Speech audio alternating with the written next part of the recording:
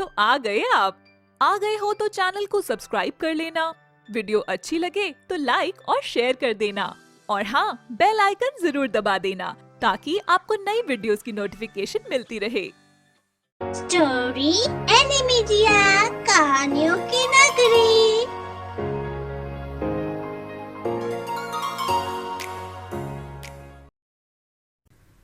ये कहानी है लाजपत नगर की, जिसमें चिंटू अपनी बहन सुधा के साथ रहता था। चिंटू और सुधा के माता पिता का अभी कुछ समय पहले ही देहांत हो गया था। वो दोनों बहन भाई का इस दुनिया में कोई और नहीं था, केवल वो दोनों ही एक दूसरे का सहारा थे। एक दिन सुधा चिंटू से कहती है, चिंटू भैया, अब हम दोनों क्या करेंगे? हमारे पास तो खाने के लिए भी कुछ नहीं है और अब हमारा इस दुनिया में कोई नहीं है। हम अब खाना कैसे खाएंगे? क्या हम ऐसे ही भूखे मर जाएंगे? अब हमें कौन खाना देगा? बहन, तू किसी बात की चिंता मत कर। जब तक तेरा भाई जिंदा है तुझे किसी चीज की कमी नहीं होने देगा। हम दोनों इस दुनिया में अकेले हैं, लेकिन हम दोनों ही एक दूसरे का सहारा हैं और तेरे लिए खाने का इंतजाम मैं करके रहूंगा। नहीं नहीं भैया, आप जहाँ भी जाएंगे मैं भी आपके साथ चलूंगी और हम मिलकर खाने का इंतजाम करेंगे। मैं आपके बिना बिल्कुल भी अकेले नहीं रहना चाहती। मुझे अकेले बहुत डर लगता है। ठीक है, चल मेरे साथ। चिंटू अपनी बहन को लेकर चल देता है। वो दोनों जगह जगह जाकर कुछ काम की तलाश करते हैं, लेकिन उन्हें कोई काम नहीं मिलता। फिर चिंटू कुछ दुकानों पर जाकर कहता है, अंकल, कुछ भी काम दे दो, हम वो कर लेंगे, बस बदले में कुछ खाना दे देना। तुम दोनों छोटे बच्चे हो, तुम क्या काम करोगे? और अगर मैंने रख भी लिया तो तुम मेरा ही नुकसान करोगे। नहीं अंकल, हम कोई नुकसान नहीं करेंगे। चलो जाओ यहाँ से, मुझे बहुत काम है। उदास होकर दोनों वहां से चल देते हैं। फिर और दुकानों पर जाते हैं, लेकिन उन्हें वहां भी कोई कुछ काम नहीं देता। थक हार कर दोनों मंदिर में जाकर बैठ जाते हैं। फिर मंदिर में आए भक्त उन्हें प्रसाद, पैसे और खाने की चीज दे देते। तो चिंटू के दिमाग में आइडिया आ जाता है और वो मन में कहता है, अब से हम रोज ही यहाँ आकर मंदिर के बाहर बैठ जाएंगे। इससे मेरी बहन का पेट भर जाएगा और उसे भूखे नहीं रहना पड़ेगा। फिर चिंटू ने बिल्कुल वैसा ही किया। वो दोनों रोज मंदिर में आकर बैठ जाते थे। फिर लोग उन्हें भिखारी समझकर कुछ ना कुछ खाने पीने की चीज और पैसे दान में दिया करते थे। सुधा, मुझे कुछ ना कुछ काम तो जरूर ढूंढना होगा, क्योंकि हम कब तक ऐसे भीख मांगते रहेंगे।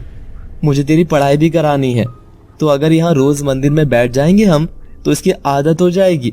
तू यही मेरा इंतजार किया कर, मैं इतने में कुछ काम देख पाऊंगा। नहीं भैया, मैं आपके बिना नहीं रह सकती। आपको जहाँ भी जाना है मैं आपके साथ चलूंगी। प्लीज मुझे भगवान के लिए अकेला मत छोड़कर जाओ।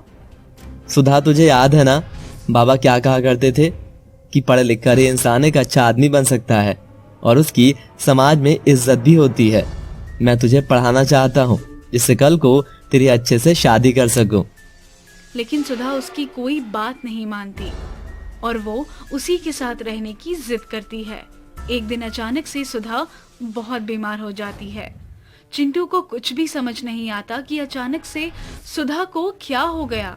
उसे उल्टी होने लगी तो वो अपनी बहन को एक सरकारी हॉस्पिटल में लेकर जाता है। वहाँ डॉक्टर से कहता है, डॉक्टर साहब, देखिए ना मेरी बहन को क्या हो गया है। इसको अचानक से उल्टियां होने लगी और ये बेहोश भी हो गई है। प्लीज आप इसको जल्दी से देखिए और बताइए ना कि इसको क्या हुआ है और ये बेहोश क्यों हो गई।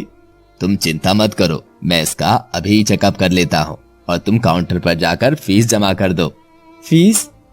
पर मेरे पास तो अभी कोई पैसे नहीं है। आप चिंता मत कीजिए, मैं जल्दी ही पैसे जमा कर दूंगा। बस आप मेरी बहन का ध्यान रखिए और देखिए इसको क्या हुआ है। देखो, वैसे तो ये सरकारी अस्पताल है, लेकिन तुम्हें दवाइयों की और कुछ पैसे तो पहले ही जमा करने पड़ेंगे। खर्चा तो कम आता है सरकारी अस्पताल में, पर कुछ तो देना ही होगा। अगर तुम पैसे जमा नहीं करोगे तो इसका इलाज नहीं हो पाएगा। हम लोग इसको देखेंगे भी नहीं। चिंटू डॉक्टर से बहुत मिन्नत करता है ताकि वो उसकी बहन का इलाज करे।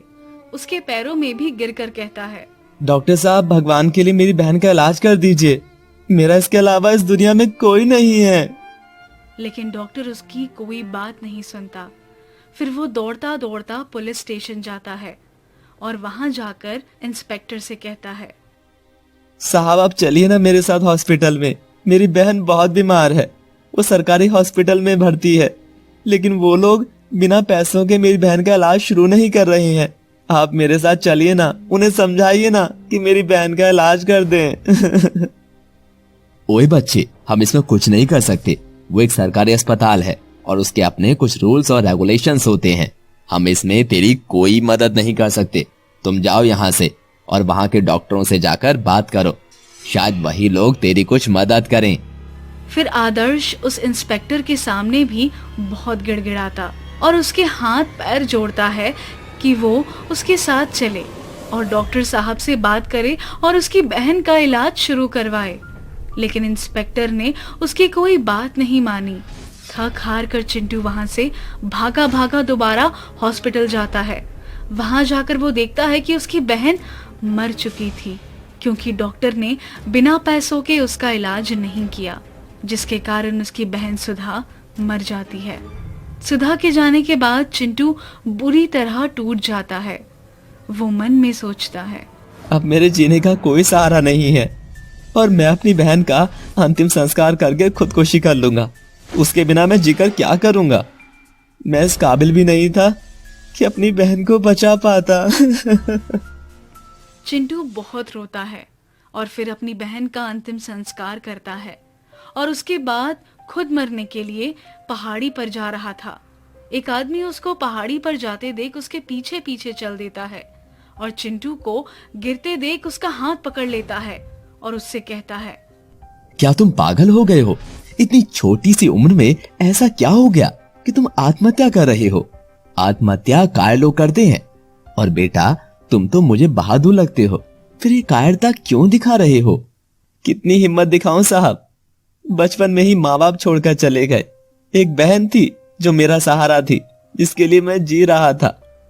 मैंने सोच रखा था कि मैं उसे पढ़ाऊंगा, लिखाऊंगा और एक बड़ा आदमी बनाऊंगा, लेकिन सिस्टम की वजह से और पैसों की कमी की वजह से आज मैंने उसे भी खो दिया।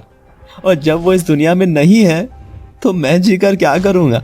मेरा मर जाना ही अच्छा है। हाँ, मर जाओ। जैसे आज तुम्हारी बहन मरी है, वैसे ही वो किसी और की बहन को भी ऐसे ही मार देंगे। तुम ये बात क्यों नहीं समझ रहे हो कि तुम्हारे जैसे कितने ही लोग ऐसे हैं जो ऐसी दिक्कतें रोज अपनी जिंदगी में झेलते हैं। अगर तुम कुछ करना चाहते हो तो तुम इस सिस्टम को ही बदल डालो। सिस्टम को ही बदलो मतलब? मैं कैसे सिस्टम को बदल सकता हूँ? मैं तो एक बच्चा हूँ।